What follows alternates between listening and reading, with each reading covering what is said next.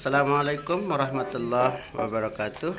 Halo sahabat, kali ini saya mengajak Anda jalan-jalan ke Desa Pelangan bersama Pak Ghazali untuk belajar cara inseminasi buatan dan teknik memelihara sapi yang baik. Tapi sebelum lanjut, jangan lupa subscribe dan tekan tombol lonceng supaya tidak ketinggalan informasi melalui saya. Sekarang kita mau masuk ke rumahnya si peternaknya, ada di dalam ini. Kita akan mencari Pak Herman. Kita akan IB sapinya biar dia bisa bunting. Oke?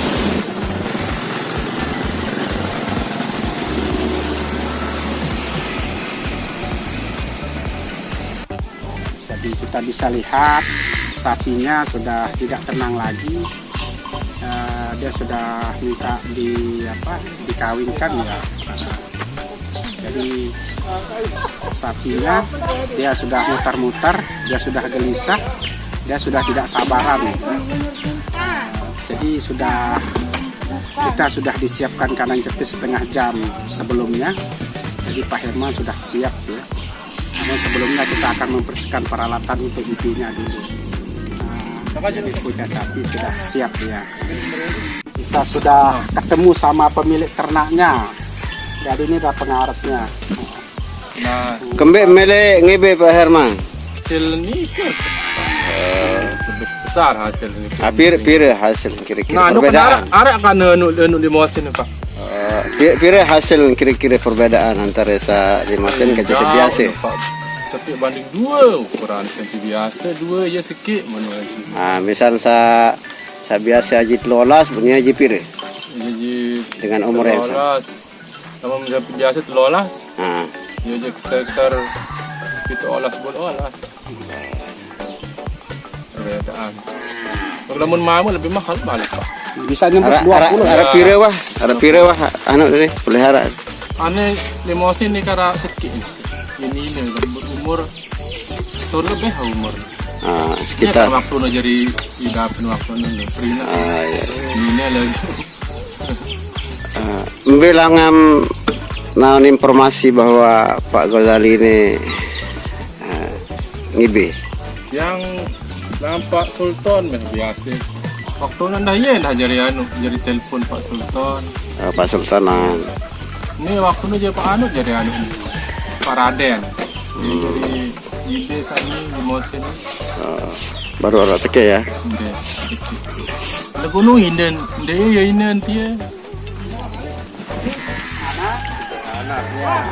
Ini yang manual ya. Kalau yang bagus itu sebenarnya dia harus pakai besi ya, segi 4 begini.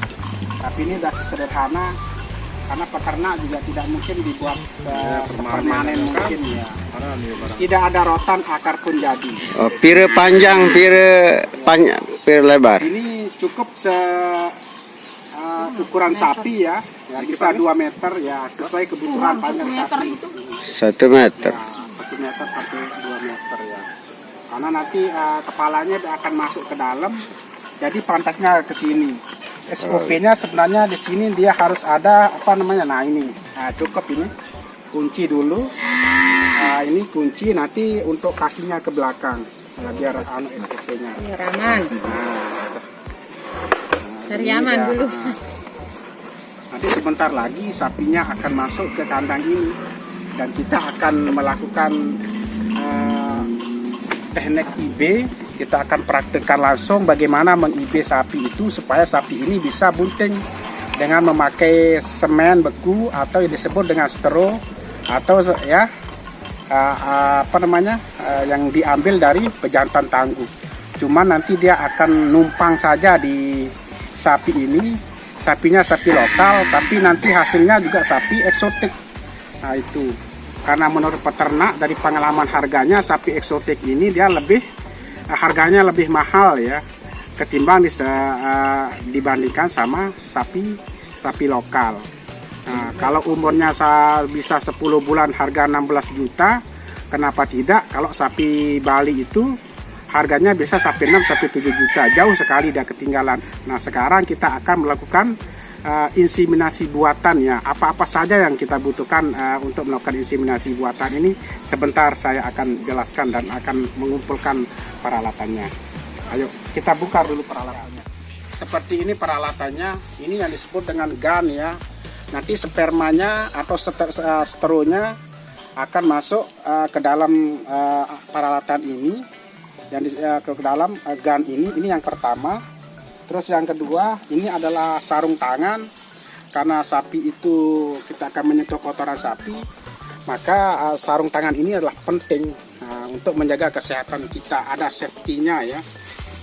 Selanjutnya, ini adalah pinset untuk kita mengambil straw ya. Fungsinya untuk mengambil straw nanti di dalam kontainer ya. Karena kontainer ini sudah yang 3 liter, sudah bisa masuk ke dalam ke dalam tas. Nah seperti ini kontainernya, simpel tapi praktis, bisa kita bawa ke lapangan langsung.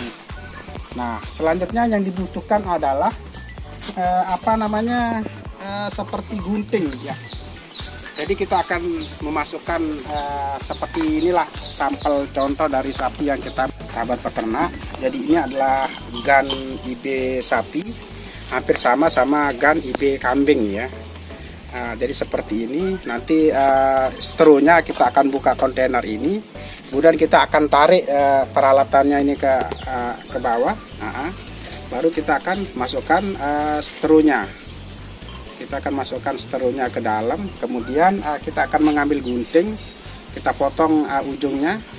Setelah kita potong ujungnya, selanjutnya baru kita masukkan plastik sheetnya. Ini namanya plastik sheet untuk menahan straw biar bisa keluar spermanya. Nah baru kita akan masukkan ke dalam ya. Nah seperti ini dia. Nah kita masukkan ke dalam ya. Masuk. Setelah masuk semua, ini ya masuk. Ada cantelannya ya, ada kuncinya. Jadi langsung. Nah setelah itu langkahnya baru kita akan masukkan sarung tangan, karena walaupun pekerjaannya kotor tapi kesehatan itu adalah penting ya, penting. Jadi kita masukkan sarung tangannya ini biar biar kotorannya juga tidak nempel di sini, biar kita bisa terhindar dari penyakit-penyakit menular. Sedikit tapi manfaatnya adalah luar biasa sekali. Nah setelah itu baru kita akan tangan ini nanti akan masuk ke pantat sapi. Kita rogoh dulu kotorannya, kita bersihkan di dalam.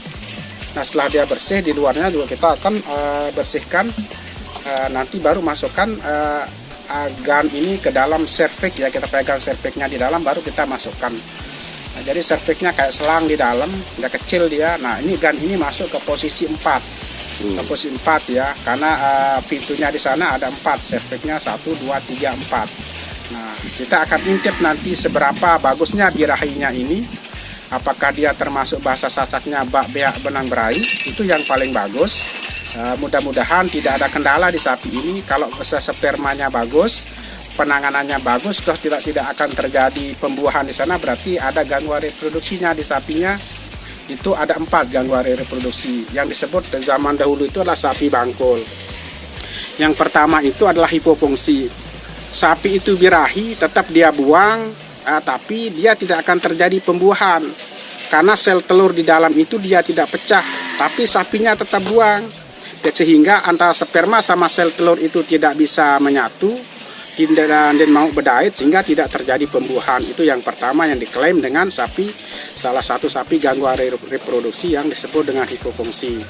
Nah selanjutnya, nanti sapi-sapi itu kita akan melihat cairannya. Apakah cairannya ada warna kuning? Kalau ada warna kuning berarti di sana masih ada aktivitas bakteri. Nah, kalau masih ada aktivitas bakteri di dalam serviksnya, kalau kita masukkan sperma ini, nah jadi sperma ini diganggu karena bakterinya di dalam, sehingga sapi ini juga tidak akan jadi. Itu adalah yang kedua. Dan selanjutnya adalah bisa dia terjadi kanker serviks atau misal CLP ya, Corvus luteum persistent, artinya kekerdilan di dalam ketidakabnormalannya di dalam sel telur itu sendiri, sehingga sel telur itu nanti yang ukurannya bagus, dia nanti ada kelainan di sana. Nah ini salah satu kelainan dari gangguan reproduksi yang kenapa sapi ini berahi berulang, dimasukkan bibit tidak jadi, dimasukkan bibit tidak jadi, dimasukkan bibit tidak jadi, sehingga sapi ini perlu disuntik dulu dia. Disuntik biar reproduksinya bagus, CLV-nya sudah tidak ada, hipofungsinya sudah tidak birahi berulang lagi, dan tidak ada nanah juga di sana. Tapi kalau yang 3 ini terjadi, harus kita suntik, dan yang paling tidak adalah kita melakukan inflansing ya. Kita bersihkan dulu saluran reproduksinya, sehingga nanti bibit ini bisa ngembang di dalam. Apa saran Pak terhadap petani atau peternak untuk menjaga terhadap penyakit-penyakit tadi, sehingga ya, yang pertama banyak-banyak komunikasi ya, paling tidak ya sama dokternya, banyak-banyak komunikasi, banyak-banyak bertanya, itu yang pertama. Yang kedua, nanti akan dikasih penjelasan, terutama sapinya itu BCS-nya 2, atau mungkin lebih gemuk ya, sehingga kalau sapinya lebih gemuk sedikit saja, dia nanti adik kakaknya dia tidak akan diam di dalam, sehingga dia bisa normal keluar sendiri ya, hari-harinya dia bisa keluar sendiri tanpa dibantu. Prosesnya selama 24 jam. Jadi sebelum 24 jam adik kakaknya ini dia akan keluar. Tapi kalau sudah 24 jam tidak keluar, itu terjadi retensio plasenta, itu harus dibantu. Jadi sarannya pertama, sapinya agak gemukan sedikit. Yang kedua, sering-sering disuntik sapinya di bawah 2 bulan terakhir. Pertama, suntik dengan apa? Dikasih vitamin, dikasih antibiotik, dikasih penyubur, nanti supaya saluran reproduksinya kembali normal lagi seperti semula. Itu yang terpenting. Terus ya selanjutnya itu adalah obat cacing. Karena obat cacing itu kalau sudah dia bunting itu mengkhawatirkan kalau kita kasih, artinya bisa jadi dia keguguran nanti, terutama di trimester pertama. Karena kalau obat cacing itu dimasukkan, dia bisa gugur. Nah, hal seperti ini perlu pencerahan terhadap peternak. Karena peternak ini ada yang pintar, ada yang biasa, dan kelasnya sudah high kelas juga. Nah, itu pemeliharaan setelah pembuahan. Ya. Nah, apalagi setelah pembuahan itu setelah kita masukkan bibit. Nah, selanjutnya nanti setelah kita masukkan bibit ini, kita akan kembali pulang lagi ke sini. Kita akan melakukan USG, kita akan melakukan PKB, periksa kebuntingan lagi, umur 3 bulan 3 minggu. Karena kalau sudah 3 bulan 3 minggu itu fetusnya sudah ada kepala, sudah ada kaki. Nah, ini kepastian peternak ini perlu. Jangan sampai sudah 9 bulan sapi sudah dimasukkan bibit, tapi reproduksinya tidak ngembang. Nah, ini akan memicu kerugian peternak selama 9 bulan kalau tidak terjadi pembuahan dan hasilnya kosong. Nah, hal-hal seperti ini perlu. 3 bulan 3 minggu itu kita akan periksa kebuntingan. Nah, sehingga kita perlu melakukan pengkartuan ternak ini. Jadi kalau memang kurang waktunya, nanti tinggal ditelepon saja. Kalau artinya komunikasinya itu harus tetap jalan. Berapa kali pengulangan yang bisa dilayanin? Pengulangannya ya maksimal 2 kali. Kalau sampai bagus sekali, bagus yang pertama bagus birahinya, yang kedua bagus birahinya, tidak terjadi pembuahan, berarti sapi ini sudah ada kelainan. Ya kita stop dulu masukkan bibit. Yang paling tidak kita masukkan obat-obatan dulu ya, seperti penyuburnya masuk, seperti obat-obat yang ganggu reproduksi itu harus masuk dulu.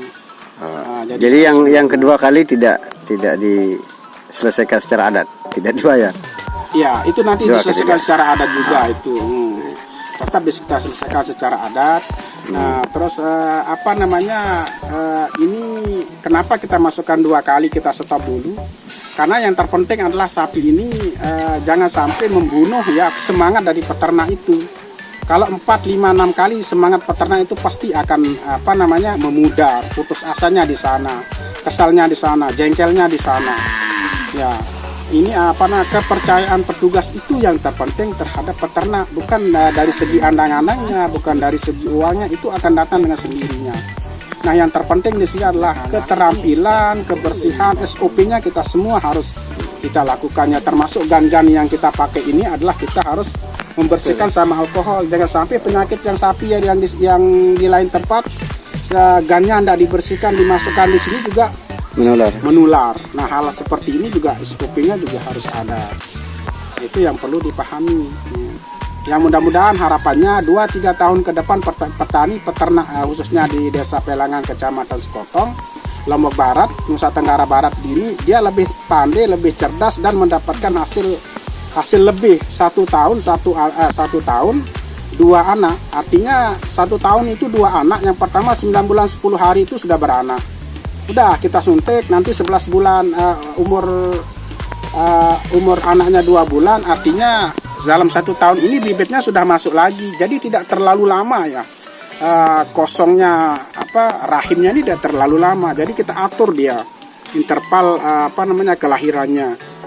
Itu yang terpenting supaya peternak ini dia lebih cepat berhasil. Jangan sampai 4-5 bulan baru dia birahi, baru dia buang lagi.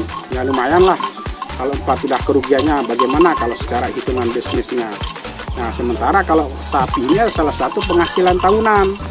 Kalau kambing dia penghasilan bulanan. Kalau yang kakinya 2 seperti ayam atau unggas itu penghasilan harian. Kita pelihara sapi, bahasa Indonesianya sapi, tapi kalau bahasa Sasaknya lah sampai. Kalau kita jual sampai, insya Allah semua keinginannya. Mau bangun rumah, selesai urusannya. Karena sampai itu urusannya selesai. Kalau kita mau haji, insya Allah selesai dia dengan haji. Kalaupun nikah selesai juga. Ya. Kita merujuk ayat Al-Quran, Fankihu ma balakum minanisa imasna wasula sawaruba. Ini ada yang halal ya. Kita cari yang halal-halal. Kalau yang halal sudah ada jalannya, ini jalannya tergantung kemampuan kita. 1, 2, 3 ya. 1 atau 2 atau 3. Minanisa imasna wasula sawaruba. Fa in khiftum, kalau kita tidak mampu Allah ta'dilu untuk berbuat adil, ya cukup 1 saja. Ya itu. Oke, sahabat peternak, mungkin kita akan langsung action saja. Kita akan masukkan bibit sapi ini. Langkah-langkahnya. Ya, langkah-langkahnya kita melakukan inseminasi buatan ini. Yang pertama kita harus peternak menyiapkan air, terus ada sabunnya sebagai pelicin. Kemudian nanti petugasnya akan mengambil gun, terus plastik sheet untuk menyaring, menahan dari straw itu. Yang terus selanjutnya ada plastik sheet ya, plastik glove untuk sarung tangan. Kemudian ada gunting, ada pinset juga untuk mengambil straw. Karena kebersihan itulah penting biar dia steril ya. Kita bukan menggunakan tangan, tapi kita benar-benar steril nanti. Dan yang terpenting adalah supaya straw ini dia tidak kena sinar matahari. Bagaimanapun ya, kalau dilihat di mikroskop dia ini adalah tetap hidup. Dia seorang makhluk hidup karena dia memang bergerak kalau kita melihat di mikroskop itu. Nah, jadi dia rentan sekali untuk mati, terutama kalau sudah kena sinar matahari. Kenapa orang-orang ini sering mengulang? Karena seterunya sudah kejemur di matahari, dia menjadi mati. Nah, makanya kontainer itu benar-benar di dekat sapi yang teduh. Nah, selanjutnya baru kita ke rogoh, sapi masukkan yang jepit rogoh. Ya, kemudian kotorannya kita keluarkan dulu. Setelah itu baru pegang servik, bersihkan vaginanya. Nah, baru masukkan gang. Jadi semuanya bersih ya. Kita utamakan steril adalah salah satu angka keberhasilan yang akan menunjang untuk penguat daripada hasil pemeriksaan kebuntingan 3 bulan 3 minggu itu positif insya Allah. Nah, itu saja.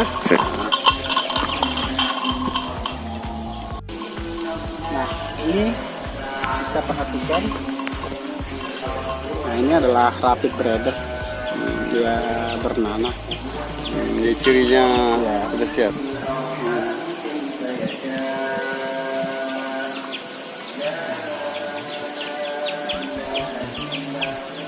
Ini adalah sapi yang jarang disuntik. Nah, untuk kesehatannya minimal kalau sebulan itu 3 kali, dan semua obat-obatan itu harus masuk.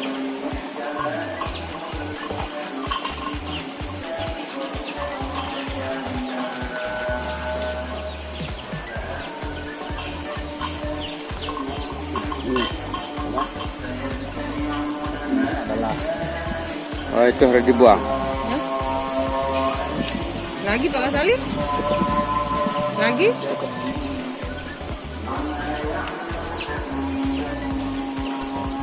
Ya. dia paling tidak dia harus di vaksin.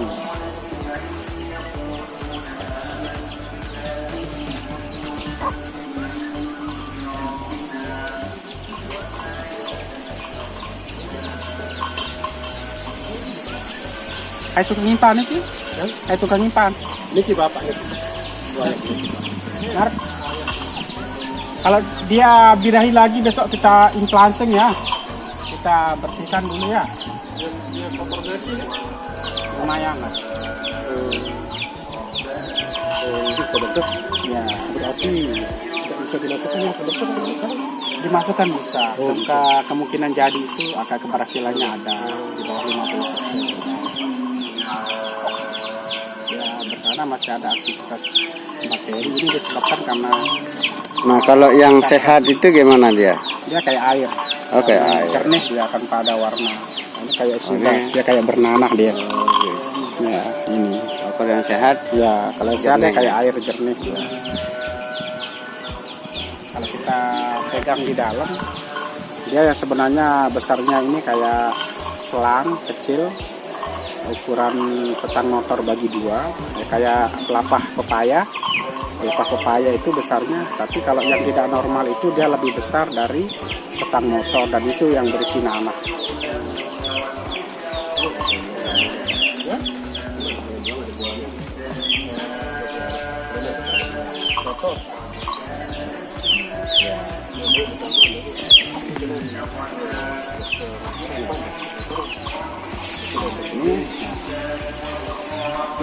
Ini sudah selesai ya. Sudah selesai. Kita tunggu 21 hari atau 18 hari. Itu interval kalau dia membuat sel telur lagi itu 18 hari itu sudah CLP ya. Apa namanya? Kalau sudah 18 hari itu sudah siap pecah sel telurnya. Nah, jadi CL dia. Tapi kalau folikel itu nanti dia masih tahap pembentukan sel telur. Jadi kalau sudah CL itu sudah tinggal siap dia 24 jam itu sudah siap keluar, sehingga pemasukan hormon itu 73 jam.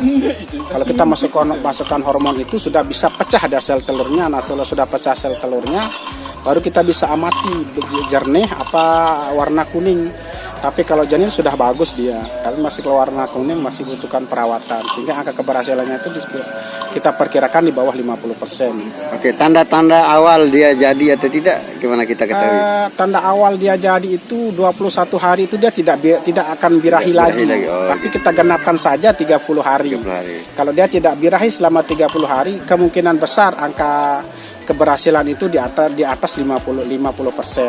Yang 20 kalau kita tambah 25% itu kita akan buktikan selama 3 bulan 3 minggu kita akan kembali lagi untuk periksa kebuntingan.